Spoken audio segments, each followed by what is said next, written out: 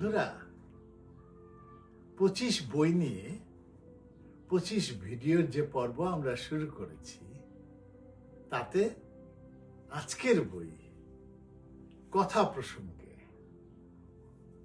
লেখক পবিত্র সরকার। পবিত্র স্যার বাস্তবে আপনার আমাদের সকলেরই স্যার। তিনি কিন্তু এবার 89তে আছেন, 90-এর কোঠায়।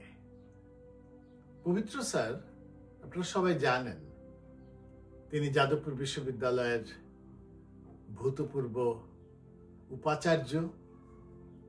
তিনি ভাষাবিজ্ঞানে পিএইচডি করেছেন, পড়িয়েছেন যাদবপুরে। এরপরে শিকাগোতে পড়িয়েছেন, মিনেসোটাতে পড়িয়েছেন।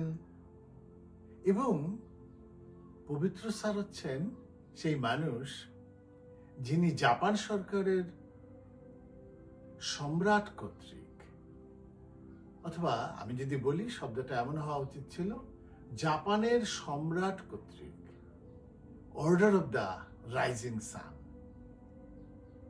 এই পদকে ভূষিত হয়েছেন। অনেক গুরুত্বপূর্ণ একটি ব্যাপার। পবিত্র স্যারের বইয়ের সংখ্যা তো শতাধিক, মানে একেবারে নিজের লেখা বই প্রায় 100 সম্পাদনা করেছেন আরো গোটা 60 বই। এবং পবিত্র স্যারের অনেক বই যথেষ্ট মানে ভারী বই, জ্ঞান গম্ভীর বই, বেশি আলোচনাপূর্ণ বই।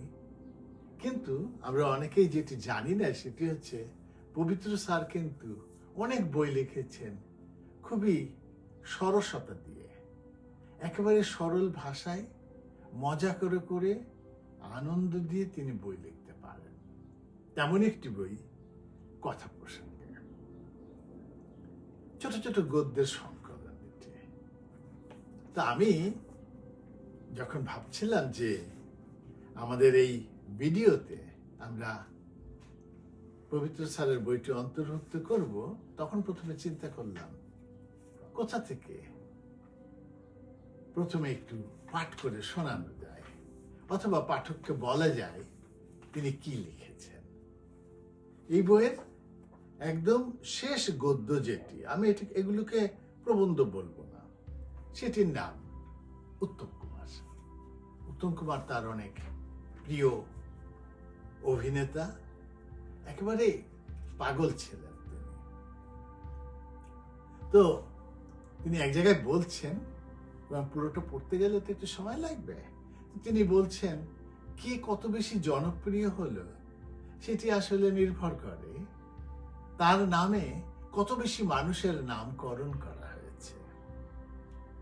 তো তিনি এক জায়গায় বলছেন যে অশোক থেকে সুভাষ এবং অশোক কুমার, দিলীপ কুমার, কিশোর থেকে উত্তম, লক্ষ লক্ষ বাঙালি শিশু এই নামগুলোই বহন করে ধন্য হয়েছে। উত্তম কুমার যখন এসেছেন তখন আমাদের প্রজন্মের নাম দেয়া হয়ে গেছে, মানে উত্তম কুমার তো তার থেকে বেশি বয়সী না।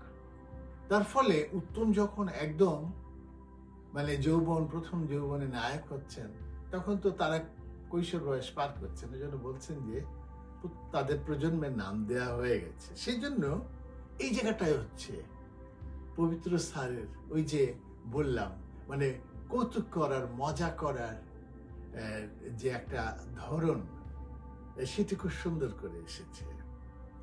তিনি বলছেন, ফলে আমরা পবিত্র ইত্যাদি ফালতু ও সেকেলে নাম বহন করছি, কিন্তু আমাদের পরের প্রজন্মে যে কত উত্তম খাড়া হয়েছে তার হিসেব নেই।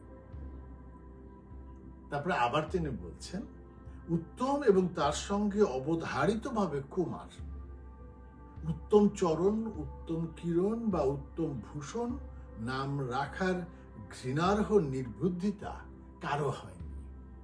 এই যে একটা সহজ জিনিসকে বলে মানুষকে আনন্দ দিতে পারা লেখার ভেতরে একজন মানে 90 ছুঁই মানুষের কলমে যে এটি সম্ভব, সেটি বিশ্বাস করতে কষ্ট হয়।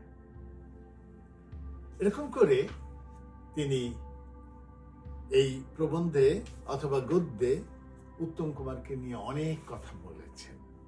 যেমন বলেছেন, তার আরেকটি খুব মজার গদ্য এই বইতে রয়েছে, মুখবই আর আমি।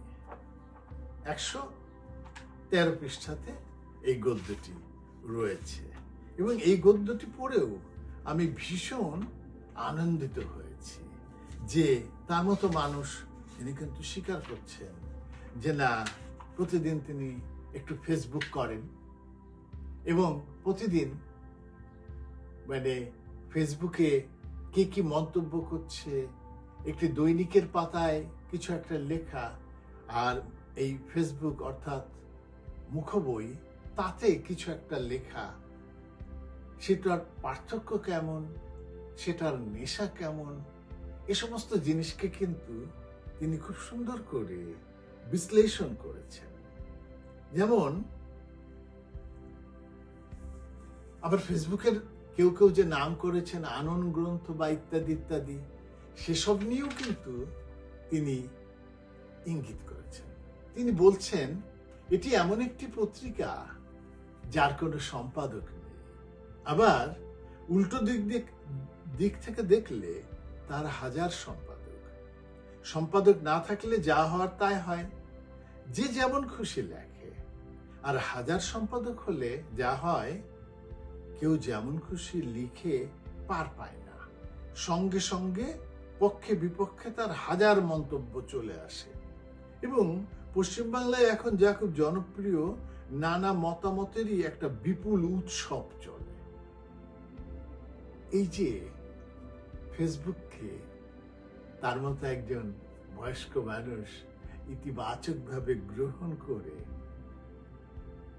এমন একটি গদ্য লিখছেন, সেটিও কিন্তু একটি গুরুত্বপূর্ণ বিষয়। আপনারা যারা পবিত্র সরকার স্যারের সাথে ফেসবুকে আছেন তারা জানেন তিনি কিন্তু নিজেও নিয়মিতভাবে সেখানে পোস্ট দেন, মন্তব্য দেন, এবং আমি খুব মন দিয়ে খেয়াল করেছি যে তিনি অনেক বিষয়ে সমালোচনার মুখোমুখি হবেন, তারপরেও যেটি সত্যি তিনি সেটি বলতে দ্বিধা করেন না, এবং তাকে মেসেজ দিলে মেসেঞ্জারে যদি কিছু লেখা হয় সেটিও কিন্তু তিনি খুব সুন্দর করে উত্তর দেন। ভাবতে বিস্ময় লাগে। এই বইয়ে অনেকগুলো গদ্য, যেমন আছে কুড়েমি, আধার ভালো, কে অপত্য, কার অপত্য, অতিথি আবাস নিয়ে জরুরি কিছু বকবকানি, বাক স্বাধীনতা, অবাক স্বাধীনতা, এরকম অনেক কিছু নিয়ে তিনি নিজেই বলেছেন। এগুলো হচ্ছে বিভিন্ন সময়ে লেখা তার কিছু গদ্য, সেই গদ্যের সংকলন। পবিত্র স্যার আমার প্রণাম জানবেন এবং এই বইয়ের জন্য আপনাকে অভিনন্দন জানাই। বন্ধুরা, বলে রাখি, এই যে 25 বই নিয়ে আমাদের পর্ব, ভিডিও পর্ব, এই পর্বে আমাদেরকে সহযোগিতা করছেন টরন্টোর বিশিষ্ট ব্যবসায়ী, টরন্টোর বিশিষ্ট আইনজীবী ব্যারিস্টার সূর্য চক্রবর্তী। আর এই যে ভিডিও করছি, ভিডিও ধারণ করে আমাকে কৃতজ্ঞ করছেন শিল্পী অমল দেব। ব্যারিস্টার চক্রবর্তী এবং অমল দেবের কাছে আমার কৃতজ্ঞতার শেষ নেই। সবাই ভালো থাকুন, বই নিয়ে